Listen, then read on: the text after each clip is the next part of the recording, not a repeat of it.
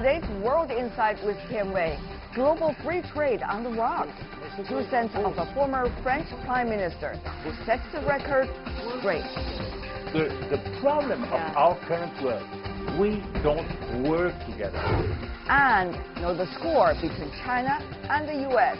from one of the most well-known names studying bilateral relations from China. If the two leaders can interject and then can stop this kind of deterioration, I think it will be great.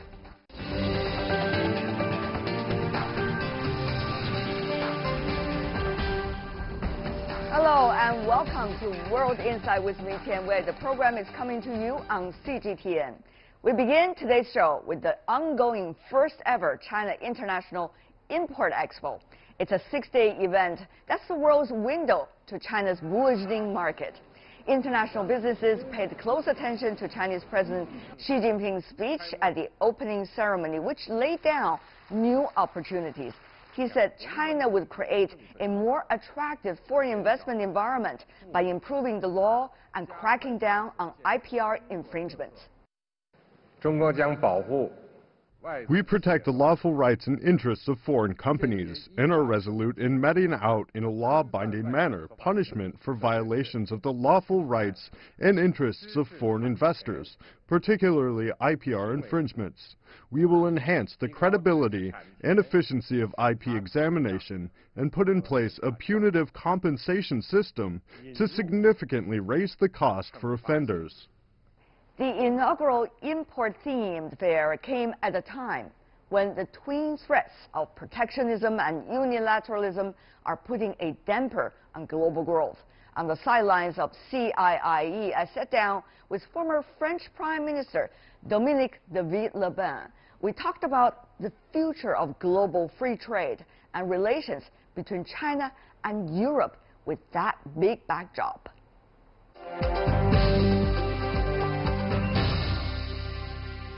The world is changing fast. Every time I have to knock on your door and invite your wisdom, sir. What do you make of the current discussion, if not debates, about the global trade system? And where does your country and people like you stand? Well, as a matter of fact, as you know, there is a lot of worries about the trade system, but not only the trade system. There's a lot of worries about the financial system and the global economic issues. When you look at the report, the last report of the IMF, the preview is not so good on growth, on world growth. So I think that we are going to see very soon the consequences on world growth of the confrontation on trade. So I hope that we are going to see in the next months a better understanding of what is the global interest on trade. Of course, for Donald Trump, the last month had been used in order to win the midterms election or not to lose too much during the midterms election. But afterwards, we might see a new trend, a new mood, and maybe new possibilities of dialogue and cooperation. That's why the meeting in Shanghai, the first import Chinese expo is so important. President Xi sending messages of keeping the Chinese economy opening, keeping the Chinese economy going through reform. These are important messages, and of course, the measures, the details are going to be also very much looked into. Mr. Prime Minister, from now until the end of this month, we're likely to see a lot of things, series of things. First of all, you got this first ever China's Import Expo, big message. Secondly, you got the APEC summit going on without the participation of the U.S. president this time likely. Then you got the G20 Leaders Summit with very likely a meeting between the two presidents coming from China and the United States. A big occasion, of course, is the best way to send messages, but whether big occasions will be able to solve the problems, that's another question. You're absolutely right. For that, we need a better understanding between these countries. We need both countries to move forward and really show that there are possibilities not to go, as Donald Trump believes it, for a zero-sum game on global relations, but to a win-win strategy, which has never been the strategy of the U.S. president. So I believe that we should work in that direction. And of course, the position of Europe in the middle between the US and China is going to be quite important. Europe is facing also, at the same time, you mentioned the schedule for the US and China, but the schedule, the timetable for Europe is also a very difficult one. We're going to have the Brexit in March 19 next year. We're going to have also the European elections in May 19. Two big and important challenges for Europe. And we need to see changes, broader changes in the global situation. And I think that Europe has to play its role in showing signs for dialogue, showing signs for openness, and can really be some kind in the middle, play a role in smoothing the relationship between the US and China. Mr. Prime Minister, it's wonderful that Europe, as you said, aspired to play a role so-called in the middle. However, sometimes when it comes to principles, you just can't be in the middle. You're right. But on the other hand, you could always be skillful in using the ways of interacting with one another. So to you, Mr. Prime Minister, what are the principles? The principle that should be respected is opening, more transparency, and common benefits. I believe that it could be also the interest of the US in the coming months. The interest of the US because a broken world, a world of distrust, is not good for the US economy. The US economy has been performing very, very well, but under medication. And the medication was low taxes and huge gains in the stock market. But this is not going to last long. You cannot go better only through medication. You need to go and find some good news around the world, opening new markets, new possibilities, and new perspectives. Yes. So for that, I believe that we need an understanding between the US, China, and the Europeans. And we need also to take into account the global interest of the world economy. Look how painful has been the US policy for the emerging market. On the side of the monetary system, countries like Turkey, countries like Argentina have been suffering a lot. 40% less for the currency in Argentina and in Turkey. So we need to take into account this global interest of the world economy. But Mr. Prime Minister, you might say so. Others might argue, why should we care? After all, we are talking about us first. That's one thing. And secondly, the world is about who is the most powerful. And therefore, that is the logic of the game. And thirdly, the world logic is about you go to the one that is the most powerful and you form blocks with that. So there are different arguments, it seems, that in a way negotiate what you just said. But this can only be a winning strategy in a short-term view, in a short-term period. The benefit of a good situation of the world economy is going to be good for everybody. If the growth is going to be less than today, next year and the year after, this is not going to be good for the US economy. The current situation of the world economy is so much intertwined, is so much interdependent, that what is bad for the world is bad for every one of us. You might argue so, Mr. Prime Minister, once again, but others say we're already at the very beginning of an apparent Cold War. So, Mr. Prime Minister, are you being too naive? Some would wonder.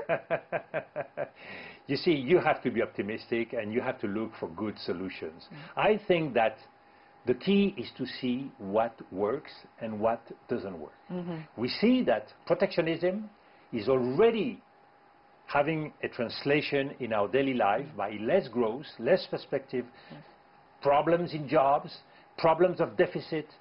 On the contrary, if we want to boost growth, we need to create perspective. And that's why we should stick to good ideas. Let me give you an example. The One Belt, One Road is a good idea. This is part of the diplomacy of project, where what's good for you, you want to share it with your neighbors. You will gain politically more stability, less terrorism, less Islamism.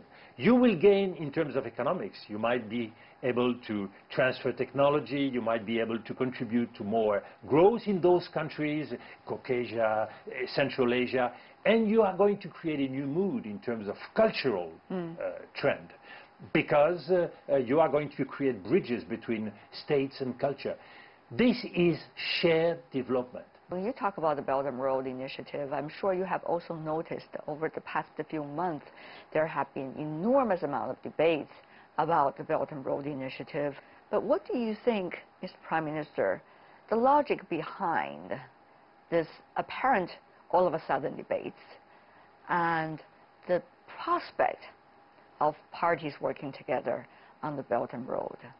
I think that of course, whenever you have a new idea and a new strategy and you want to implement it, you are facing problems, concrete problems.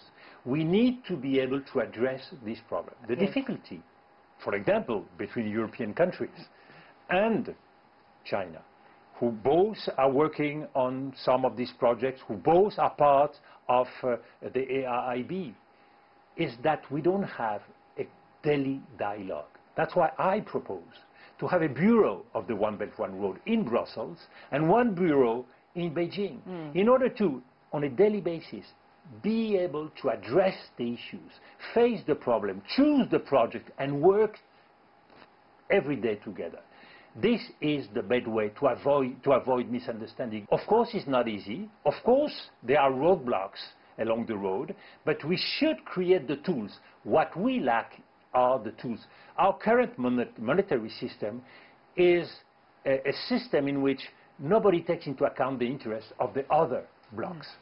For example, the Fed has taken the decision to increase the interest rate. We saw the consequences in the emerging country and in the rest of the world. Why don't we have a coordinated system, for example, in G3, between the Fed, the central bank, the European Central Bank, and the Central Bank of China? People meeting, anticipating, working together. The problem of our current world, we don't work together. You know, we wake up in the morning, everybody works on each side, ignoring the other. We need to create the world governance. At the end of the Second World War, we had the IMF and the World Bank. And we have not been renewing. Even the IMF is not representing the world power. Too much power in the hand of the United States, not enough in the hands of China or India. We need to have a representative system. International trade system is a critical example of WTO, what you have just said. WTO does not represent a fair world system. We need to adjust and adapt the system. And the discussions about the WTO is dragging us to a very dangerous area. What about that? How do you see the WTO, its ways of being negotiated now vis-à-vis its mission today? I think that there are different kinds of problems, different kinds of issues. The first one is the deliberate attempt of the US to go from a multilateral system to a system in which the US will be at the center of everything, with bilateral agreements tailor-made in the interest of the US in order to assert the dominance of the US economy. Of course, many countries are reluctant to such a system and won't be able to accept such a system in the emerging world, in Europe, here in China. So we have to keep on working on a good, organized multilateral system. But a good multilateral system is a system which needs to be more efficient than the current one. We need to have a system in order facing crisis or facing difficulty who is going to be able to find good settlements. We need a system in which the world trade is going to be more transparent, so everyone has to move. And for that, we need to show the way. And I believe today there is a very strong case in having Europe and China opening the way. You see, we are all facing difficulties with the US. Let's have Europe and China taking the lead for new ideas between Europe and China, showing that, yes, we can get more access to the Chinese market. Yes, we can have a better understanding on property rights. Yes, we can have a good agreement on some of the key sectors that might create difficulty, culture, high tech, showing that we create the tools to have a better understanding. Mm-hmm. And of course, if it is going to be a success, and it is going to be a success, we will show the way to the US that we are increasing our trade and they are losing some of their shares. So you see, what makes the difference in the world of today is the ability to win, the ability to open the way, more imagination, more goodwill, more determination. Well, we are talking about determination, Mr. Prime Minister. Europe is at a crossroads, some say. For example, Washington would love to work with the Europeans to be able to work out certain kinds of trade mechanism and bring China to that table later. Of course, China and Europe has been interacting very critically over the past few months and years, and there could also be possibility. So the question is whether we are lack of imagination or not, that Europe will fall into the earlier format of so-called the transatlantic relationship, while putting others as the minor, or Europe could take a bold step forward to make sure it could work with parties that could bring out some of the new momentum. The main thing for Europe is to show that it is independent. We have been living for a long period of time in a moment where Europe was too dependent of the United States on economy, on security. We need to change the model because the world is changing. Today, we need to recognize the fact that, yes, the emerging countries are key actors of the world economy. This is a new reality. So you cannot trade today in the world like before. You have to recognize the changes. And today, there is a new actor in the international relation. And the actor is fear. Everybody is fearful. Fearful of the other, mistrust, misunderstanding, fear. If we let fear grow, then we are going to see more isolation, more protectionism. We are going to see more wars, and not only trade war. So we really need to be able to treat this big issue and to show that, yes, there are solutions. This is what the people of Europe are waiting. The people of Europe, they want to see that we can find solutions, efficient solutions. They had the feeling in the last decades that nothing was possible, that we were promising free trade and a better life for them. And what I have seen is difficulty in finding jobs, more debt, more deficit, and a worse future for them, for their children, than the one they had known before for them. So we need to change the pattern of the world. The same for the company. We are in a moment where it's very important to, every one of us, make our revolution. For example, too often I find out here in China, very good companies with good leadership, but not understanding well that a good deal is not only a good financial deal, but it's a good deal that is going to create jobs. And a good investment means creating jobs, having a strong vision of the future, and sharing this vision in terms of strategy. This is something people here should learn. You know, a good deal is not only a good deal for you, it's a good deal for the guy in front, and a good deal for the country in which you are going to invest. This is something that should be learned everywhere. Good money is not fast money. Exactly. Good money is long-term investment, strong trust, strong links, and win-win strategy. Mr. Prime Minister, before we go, final question for you. Many say things are getting much worse before it could get a bit better. What would be your advice for those who are looking at the world very cautiously, for those who have to operate in the current system, whether it's business, organizations, and countries? We should not be blind. If we are not going to react very strongly in the weeks and months to come, we are going to face wars. And this is not just a word. Because this is a historical trend. Whenever we enter in a phase of isolation, protectionism, and distrust, every time it ends in war. So we should avoid absolutely this. And whenever we are facing difficulties like today with the Donald Trump administration, the Brexit, protectionism, we should find a winning strategy which is going to be stronger, an alternative. And that's why I really believe that the destiny of Europe, the destiny of China, in cooperating more and better in this very moment is important, not just for us, but for the people of the world to see that we are able to work together and to find solutions to the problems of the world and to solve them.